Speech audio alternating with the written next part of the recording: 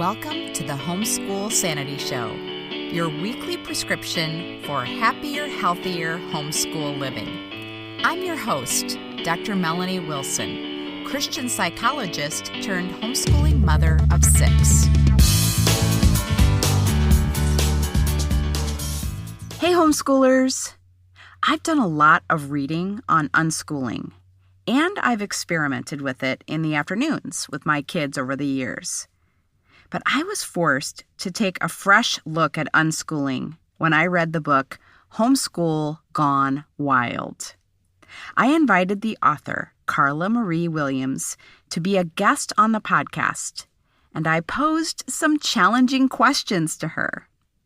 Whether you're all about unschooling or think it's not for you, I know you'll enjoy my interview with this fascinating homeschool mama. But first, I'd love to invite you to join our Homeschool Sanity Facebook group. I am enjoying your answers to the daily discussion questions. I am happy to give my answers to your burning questions, along with allowing the rest of the group to respond. And I consider it a privilege to pray for your requests. Find us at facebook.com/groups/homeschoolsanitygroup. Or visit the show notes for the link at homeschoolsanity.com/unschooling. I'd like to thank our sponsor, the Christian Standard Bible. Listen for more about this fresh version of God's Word. Reading the Bible can encourage a person in their relationship with the Lord as much as any other spiritual discipline. The Christian Standard Bible is an English translation that strives to be faithful to the original languages without sacrificing clarity. The CSB maintains accuracy while remaining easy to read. It is a translation that pastors can feel confident preaching from, and the person in the pew can feel comfortable reading from in their own devotional time.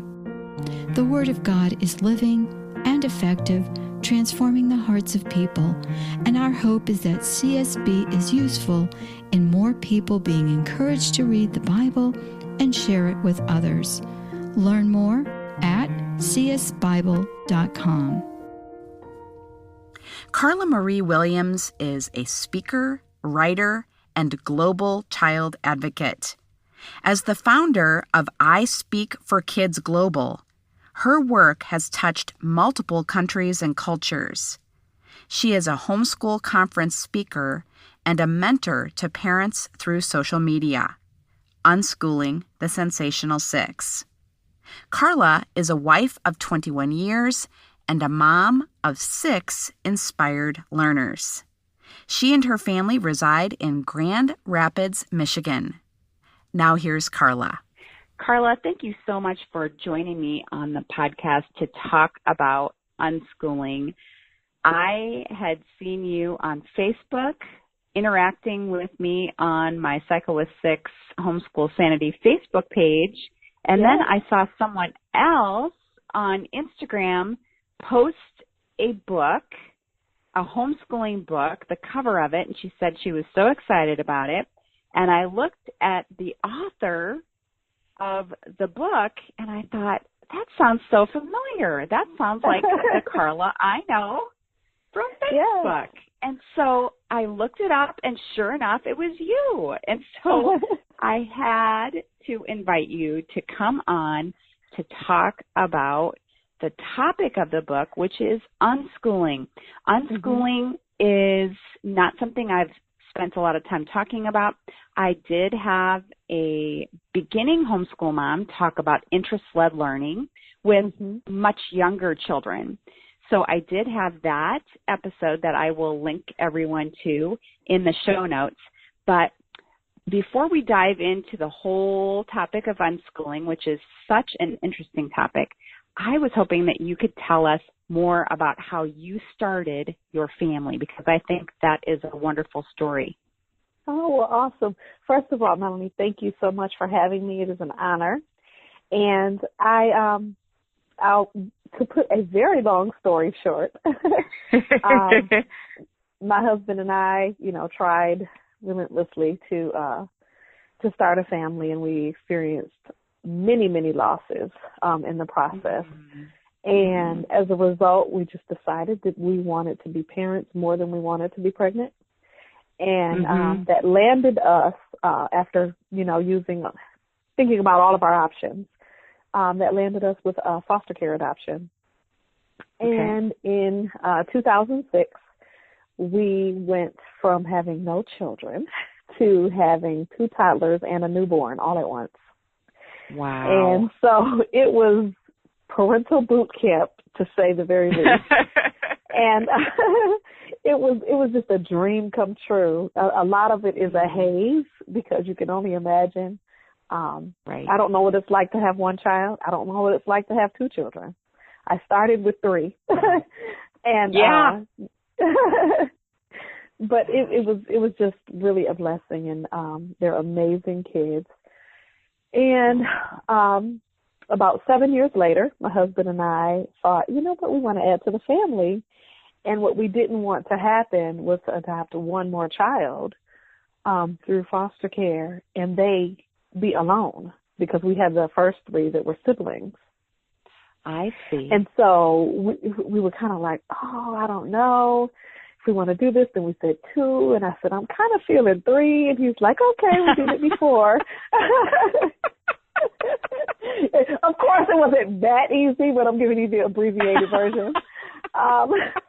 And as a result, in 2013, we brought home 3 more blessings. And at the time, they were 6, 5, and 3.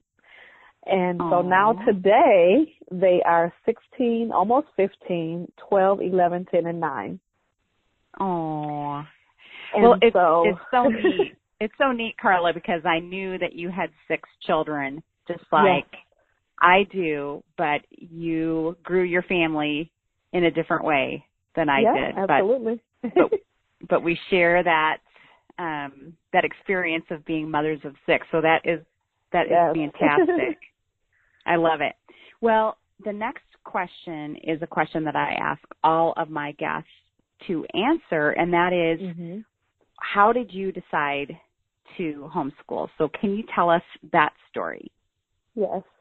I was always intrigued by it, but didn't know a lot about it. Before we became parents, I always said that I would do it, and then I kind of chickened out once my oldest child was ready to go to school. I kind of questioned my, ability, my skills to do so, and sent her to school. And the next 3 years were really, really tough road for her and for us. And it really did not have a lot to do with her teachers. It had a lot to do with the fact that she needed something different that a traditional environment or system could not provide. And if she was going to get that, we were going to have to give that to her. We tried different kinds of schools. It just was not working. And we didn't want to keep spinning our wheels year after year trying the same things. So they call that insanity, right? So, so we decided to get off the insanity road and try something completely different, which was homeschooling. So that's how we got there. Right. As a result of that, and then all of our other children followed suit. So it's kind of a family thing now, whereas before it was more of an emergency to help our oldest child. Okay. Well, I have begun reading your book, and I know that homeschooling wasn't ideal for you at the beginning. It wasn't for me either, but we had a different experience. So can you tell us what wasn't working in your homeschooling at the beginning? First of all, I had no clue that the homeschooling world was as vast as it was.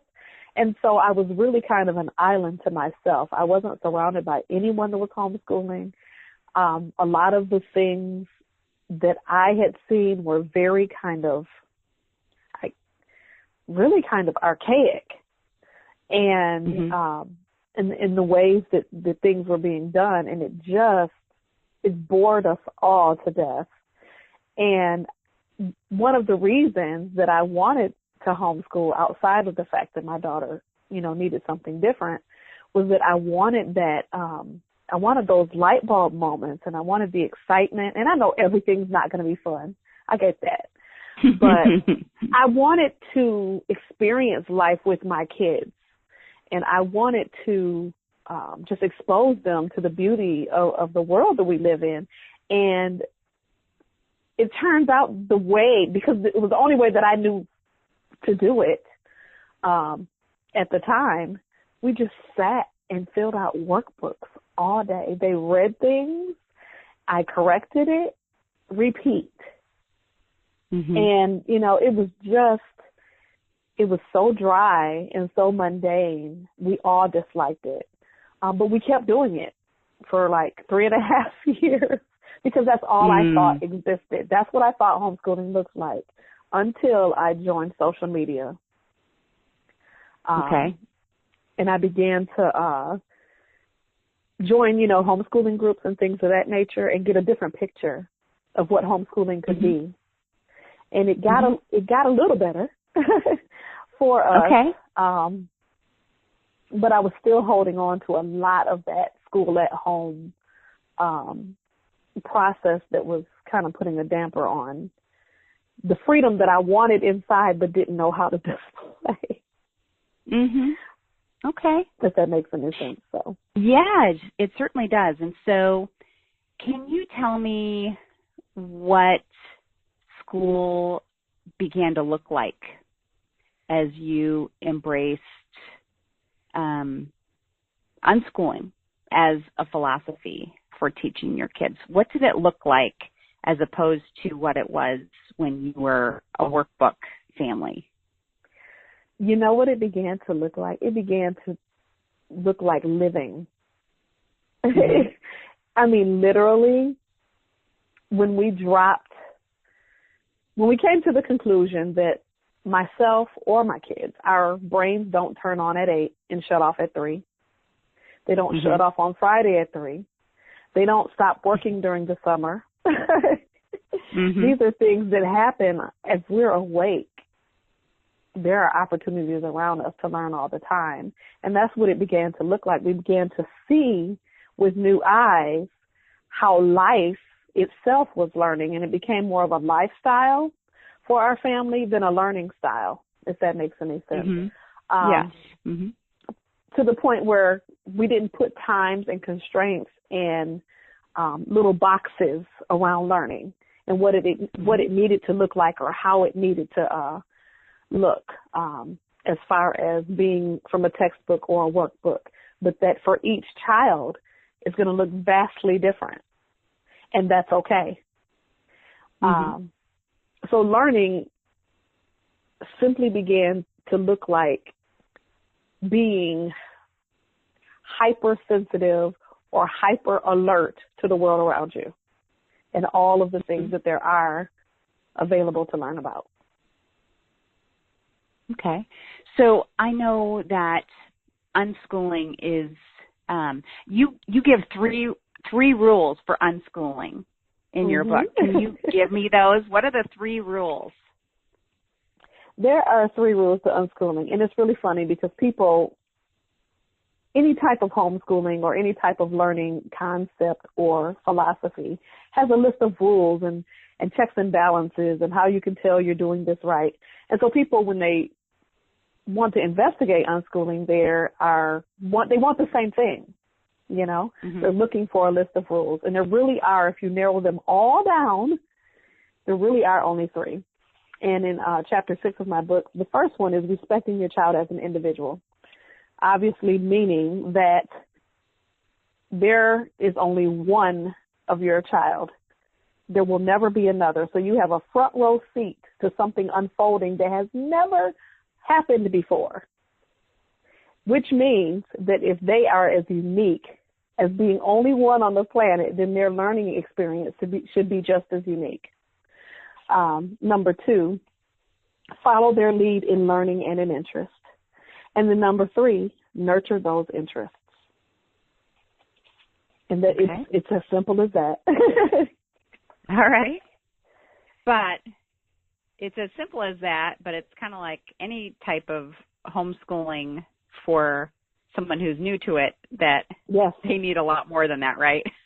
Oh, obviously, yes. Yeah. But yes. Yes. Okay. Because you could always, if you were to draw a diagram, there'd be, 15 things underneath each one of those. Right. Absolutely. Okay. So can you give me an example of how you have followed a child's lead in learning something that he or she is really interested in? Yes, I will. That would be my oldest daughter. Mm-hmm. One of the greatest struggles she had when she was in public school was with math. It would bring her to tears, just literally to the point where it was so disruptive the class could not go on. The teacher had to have someone separate work with her. And then when she came home, I assumed, all of that's going to go away because mom will fix it, right? And it didn't. We still ended in tears. Math was always a struggle. And it was almost to the point of fear, a fear of numbers, which we soon discovered more of a learning challenge. But we didn't know that at the time. We didn't really have the knowledge or information to be able to say, okay, this is what we're dealing with. However, it just didn't work. We thought that we were going to be able to crank out the genius in math in her, and it just didn't happen that way because that was not who she was. And it doesn't mean that she can't be functional, doesn't mean that she cannot learn in that area, doesn't mean that she will not have what she needs. So I need to say that unschooling doesn't mean that we neglect key life skills. But with her, what we started doing, and then this is what we started doing with all of our children, is focusing more on their primary talents and skills and passions. And, oh, by the way, handling the struggles off to the side, but really propping up those things that they do well. And one thing that I did, just on a whim, I signed her up for a college-level poetry class online. And it was just, let's see how this goes, because she always loved writing stories. She always loved reading. She's a voracious reader. And so I thought, hey, maybe this will be something she's interested in. And she got a 98%. And she was 11. Wow. Oh, my goodness. And my husband and I were like, okay, we're on the wrong track here. So we, and then a few months later after that, I think she was maybe 12. That following spring, she brought me a notebook, and it was a book. And she said, look, Mom, I wrote a book. And I'm like, oh, that's cute, And then when I finally sit down to read it, and I tell my husband, like, this is a book, like a real book. And he's like, okay. And so I read it, and I'm thinking, we could make this whole process of publishing a learning experience. And so we began down the road of self-publishing her book. And she decided that she wanted to write several before she was 18, do a whole series. So to this day, she's about to publish book 4. And they are amazing learning opportunities for kids. Each book is, each one of her books has a setting in a different country, so it's very cultural and historical. But I said all that to say we were on the wrong track, and we were about to push her. It was destroying our relationship with her because our frustration was showing. It was destroying her confidence. You know what I mean? As far as us putting such a primary, just making that such a big deal for her, and for her to have such a strong struggle with that, her confidence was very low. And once we turned that around and decided, okay, we want to really focus on what her strengths are and what she's really good at. And as a result of that, she's been able to learn writing, typesetting and formatting and editing, design, communicating with her artist, marketing and bookkeeping and sales, public speaking. I mean, all of these things came from her, from us saying, let's change our path here. Wow, that's amazing. Good for her. Yeah, so what are the names of her books, if you are interested in sharing those? Are they appropriate for, what ages? They are ages 8 to 13, but we have adults that have enjoyed them. Okay. It's called the Circle 12 series. Okay. And her author name is Naomi Jean Williams. Okay. And they are available on lulu.com. All right. Wonderful. And they're all, they all take place in a different country, so you learn new languages, culture, history, just everything to do with that particular location on the map. All right. Good for her. Fantastic. Yeah, I love it. That's fantastic. Okay. So, when you then shifted to an unschooling focus, obviously it helped your daughter so much, it sounds like. Yes. What other effects did you notice with your other children and with your family? I noticed that my husband and I were both control freaks. And I noticed that it was going to take us to do a lot of inner work in order for this to work. So we just had to kind of address the things that were important to us and the things that we could let go of. We had to change the way that we thought about learning and how learning takes place and the boxes that have been placed upon learning in our own minds and in the society at large. But as far as for our children, I think in the beginning, my older two were a little confused because I was such a hard driver when it came to school at home. And when I was studying unschooling for quite some time before I even displayed or, mentioned that this is what I wanted to do. So it was a shock to their system, the older two. The younger four have always been unschooled. Okay. Because we've been unschooling now this is our 6th year of unschooling. And so the younger four have always been unschooled. And so there's a vast difference in the way that learning began to take shape because they were always used to exploring and simply learning through life. And so that was easier for them than the older two that had been both in public school and had me driving them at home following public school.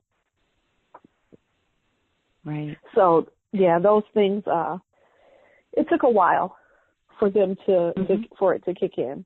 One of my sons, my oldest son, it was probably harder for him in the beginning because the way that he thinks, he's very intellectual, very scientific thinker. And he was not happy at all. And I had to unlock the reasons why. At first I thought, this is working for everyone except for you. Like, so there's something wrong with you, not us. Right? Of course, it's everybody else. And that wasn't the case at all. It wasn't that he did not like unschooling. It was the fact that he did not like not having the resources that he wanted. He wanted very traditional resources. However, he enjoyed being able to choose when, how, and if he wanted to use them. So now that, the last couple of years, it has become very exciting for him because he can choose that. He can construct his day and how it works for him. But he has the resources, online classes that we found for him, or programs. Like he's studying to be, he's a pilot in training. And so programs that we have been able to find that help stimulate, the things that he's passionate about. So it took some time for him to get used to it. Right. So one question I have for you, I know I have at least 2 of my kids love checklists. Do you have any kids like that who they like to have checklists, and if you do they make their own checklists? They do. One of the things that I ask my children in the morning, and I don't do it every day because they tend to do it on their own, but if I see people kind of wondering, what am I going to do today? I'll ask them, what is your plan for your day? Okay. And what happens is that they come up with their own checklist. And those checklists usually are, 50 times more brilliant than what I would have come up with. That's great. So, yeah. So in their mind, some of them may write it down, but in their mind, they're always thinking, what am I going to do today? Kind of like Phineas and Ferb. What are we going to do today? They always have in their mind what they're going to do today or what they're going to do this week. And they all have calendars. So they have plans for what it is that, they're interested in, projects and things of that nature that they have planned. Okay. Well, one of the things that occurred to me as I was reading your book is that it seems like all of the criticisms that were once leveled at homeschooling in general are now being leveled at unschooling. Right. So people are willing to say, well, homeschooling is okay as long as it looks like traditional schooling, or it's traditional homeschooling, but unschooling, that's out of bounds. And so I thought that we could talk about what some of the misconceptions of unschooling are, and I would love to have you address those. So, what are some of the common criticisms that you hear of unschooling, and then how do you respond to those? Okay. Let's see. Well, one of the biggest ones, a lot of people, and I think before I do that, I would like to mention one thing. There are, just like homeschooling, unschooling is also, there's a spectrum.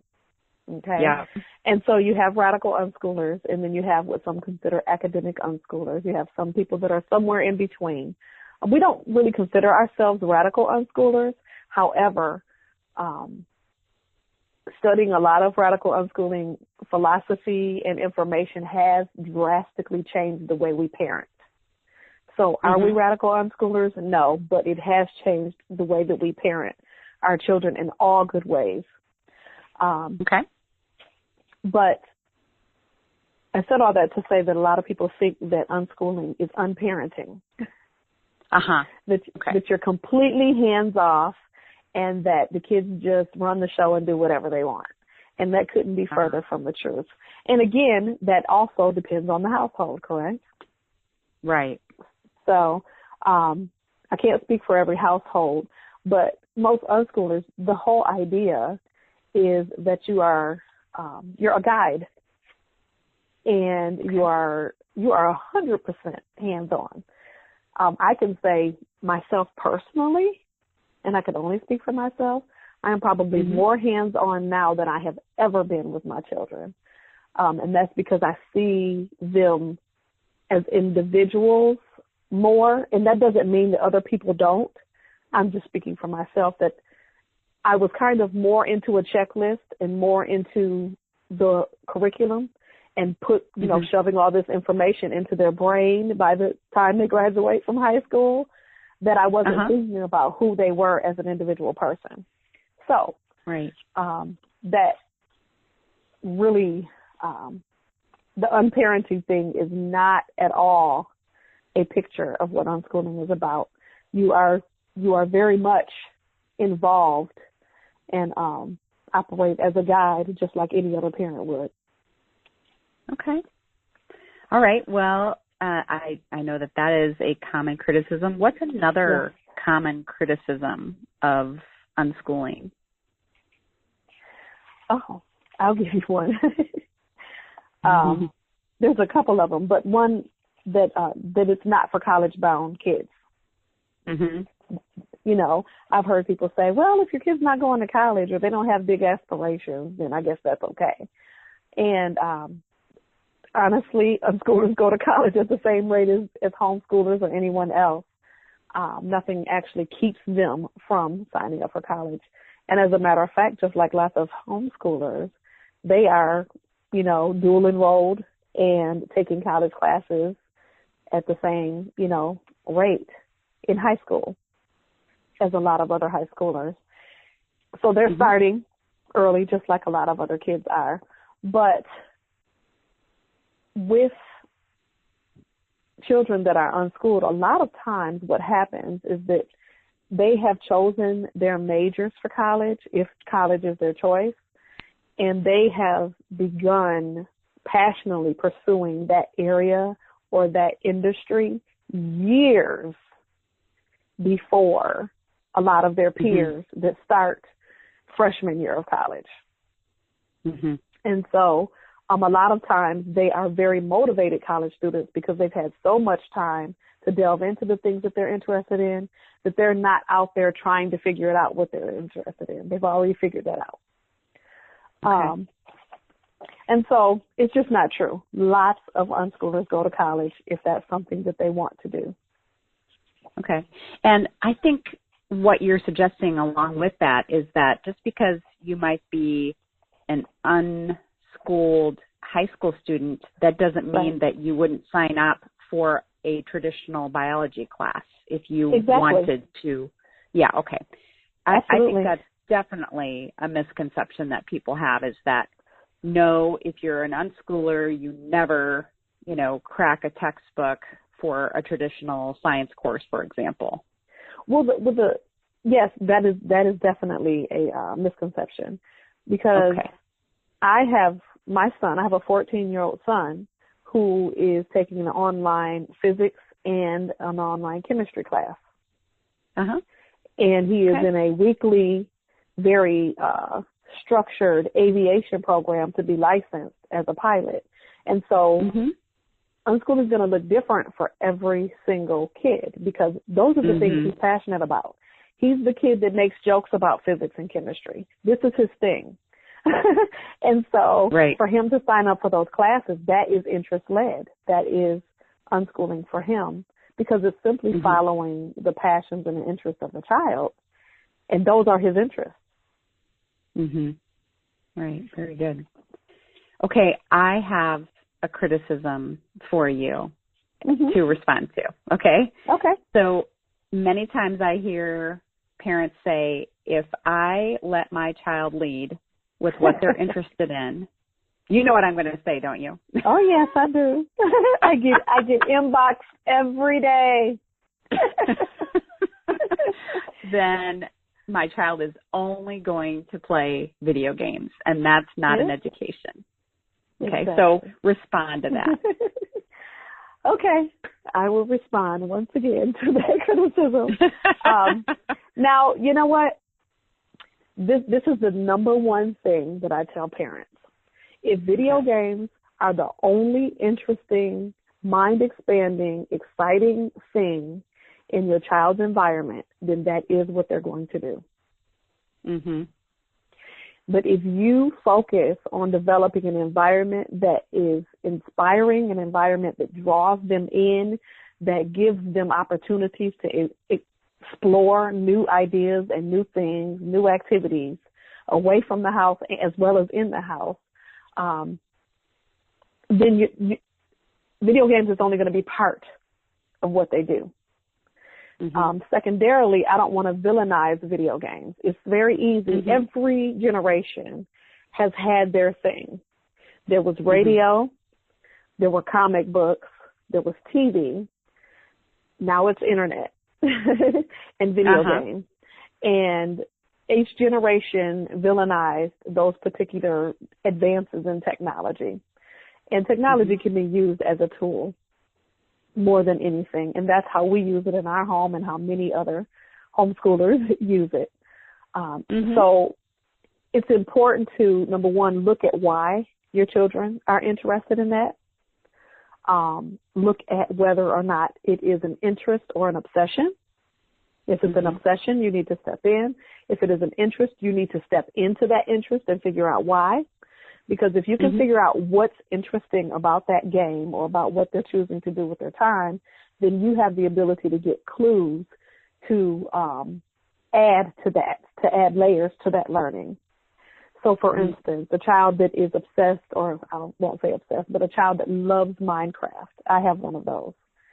And one thing that we began to do, he was lacking in the area of reading.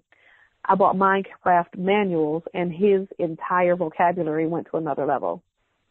And one of the things that we did is he is very into building, so we bought, architectural kits and things of that nature.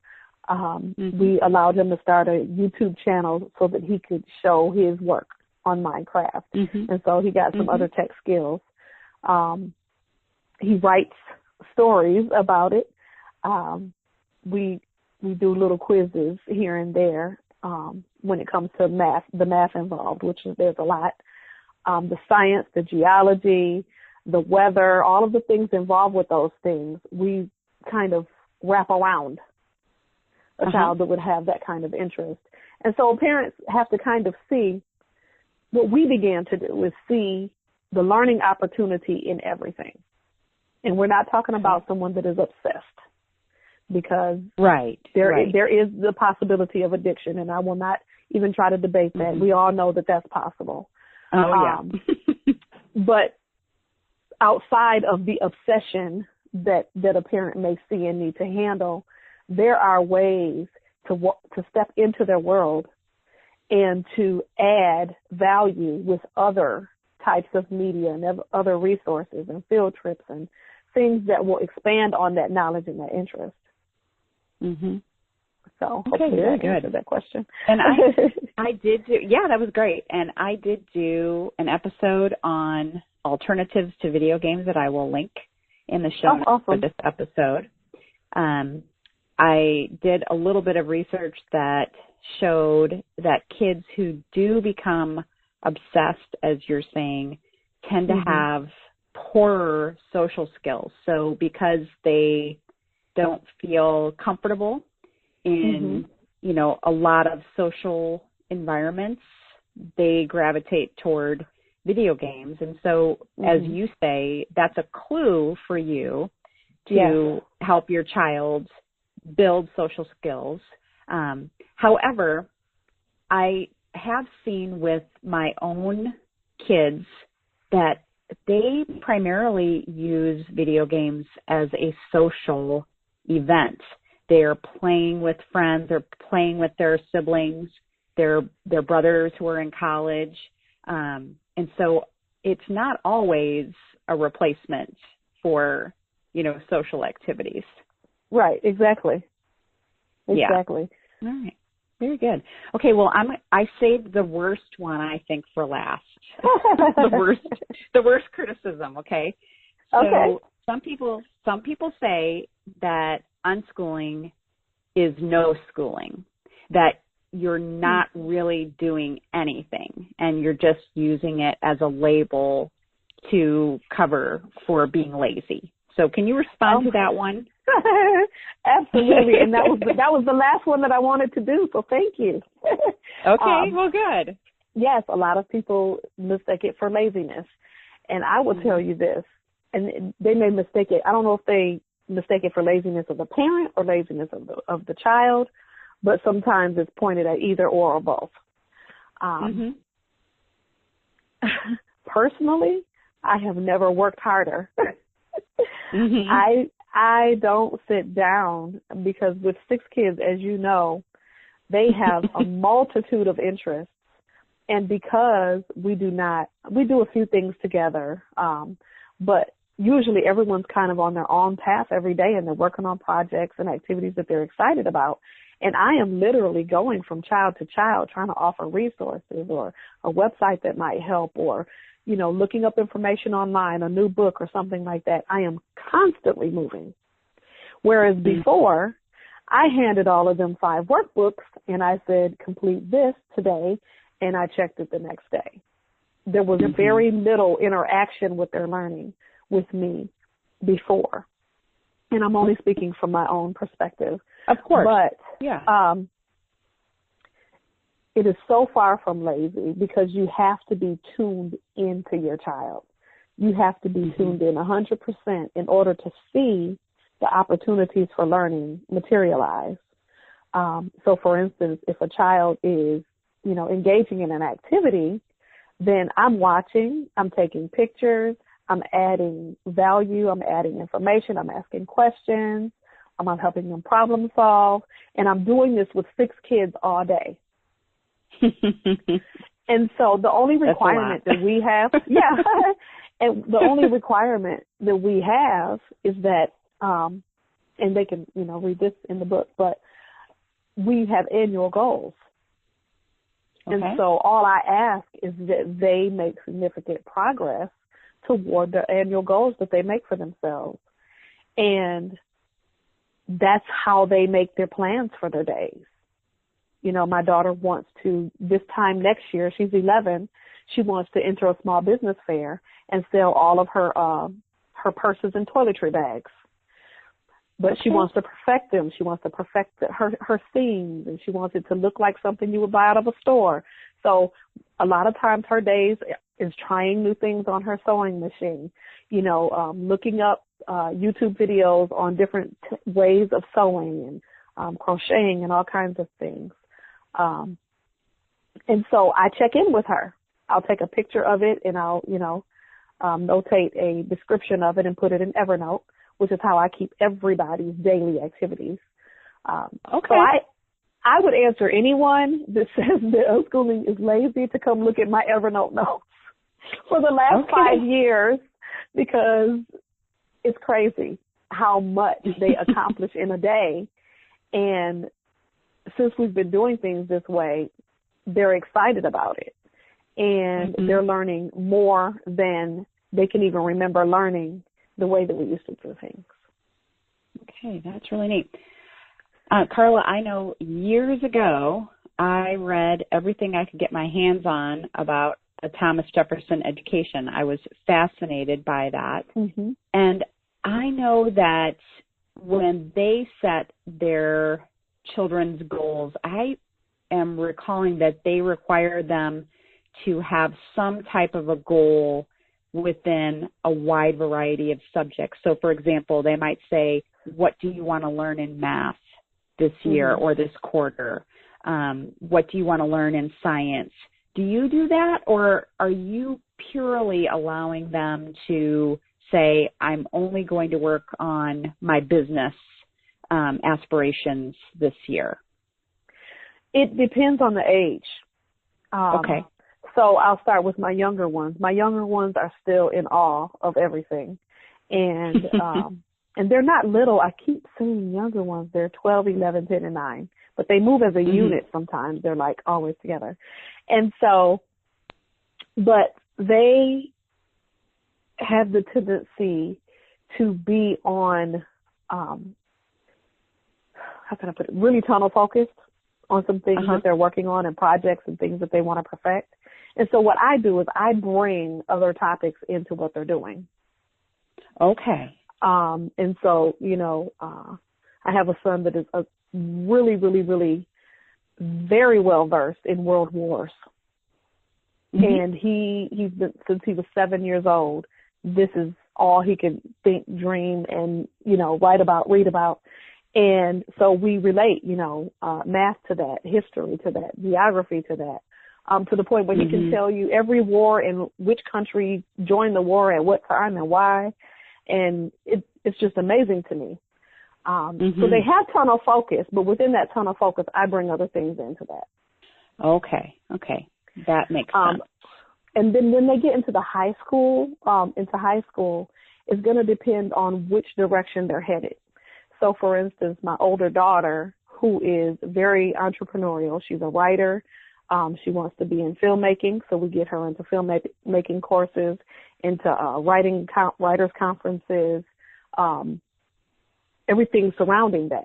But then we also make sure she has access to consumer math and business math, because those are going to be the most important things that she needs. And this is the child that was math averse in the beginning, so we have to figure out how to approach that with her. Whereas my oldest son, he is the pilot and training, aviation, engineering, those kinds of things. His may look a little more schooly because of his aspirations.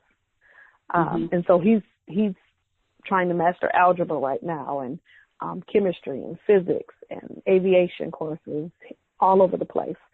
So it's just, it depends, when they're in the older ages and they have kind of set their trajectory, which we don't hold them to. But when they decide, I think that this is the direction I want to go, we look for resources to help them, get there. Well, that is just so interesting. I have enjoyed this conversation so much, and I know people are going to want to get your book. Tell us the name of your book and where they can get it and what they're going to find in it, aside from what we've been talking about. Okay. Well, it's called Homeschool Gone Wild, Inspired Learning Through Living. And they can get it on Amazon.com. And they can just about get it on all globally except for Japan for some reason. Okay. So it's available in Canada, Australia, Great Britain, all over Europe, so Mexico. So they're able to get it except for Japan. And as far as the book is concerned, it is about our unschooling journey, but more than anything, this book is for any homeschooler. Simply because I think that we can all add a little sparkle to our homeschool journey. And we can all use something to inspire us to do something different. And what I always tell people is that I'm not an unschooling evangelist. I don't expect everybody to just drop and do what I do. But I think that it's important that we continue to do what's working for us and change what isn't. So if this book can inspire them to change what isn't and do something a little different, or allow their children a little bit more control over their day and some of the things that they study, and to follow their interests, I think that they'll only be better for it. And so this book really is for any homeschool family and any parent that's interested in helping their kids follow their passions as well. Well, I know people are going to enjoy it. I have enjoyed what I have read so far, and I'm going to keep reading. I'm not too old yet, Karla, to add some things to my homeschooling too. So it's just excellent, and I'm so grateful that you took the time to share your story with us and to inspire us. And I am going to be looking forward to connecting with you more on social media as we go forward. Awesome. Well, thank you so much for having me. It's been delightful. To find a link to Karla's book, her social media accounts, and to learn more about our sponsor, the Christian Standard Bible, go to homeschoolsanity.com/unschooling. Have a happy homeschool week. Thank you for joining me for the Homeschool Sanity Show. This has been a production of the Ultimate Homeschool Radio Network.